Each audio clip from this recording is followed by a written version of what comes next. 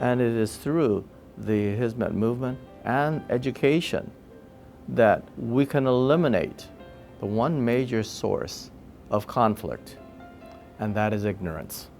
And as we all know, it's ignorance that compels young men and even women from many of the Islamic communities in the Middle East to our own communities here in the United States who lack the proper education and foundation, who commit these terrible terrorist acts, not only against their enemies, but also within their own communities.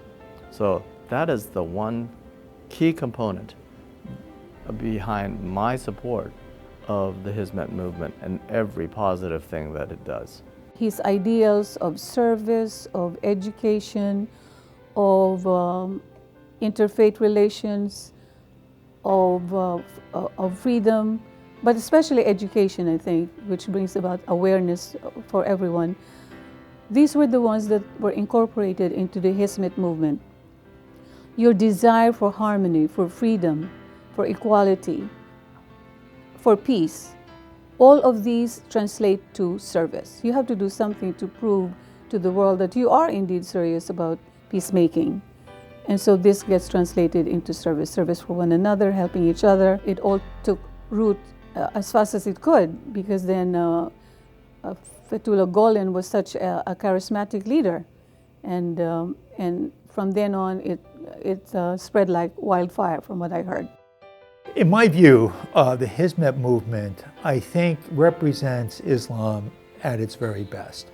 Of course, here in the United States, the issue of one's understanding of Islam is a critically important issue since the experience of 9/11 here in the United States. So what happened here in this country is that because of the experience of extremism, because of the experience of terrorism here in this nation, as we experience in other countries around the world as well, that the brand of Islam, if I could call it that Fethullah Gulen speaks of and that the Hizmet movement represents, is really, I would call, a moderate form of Islam.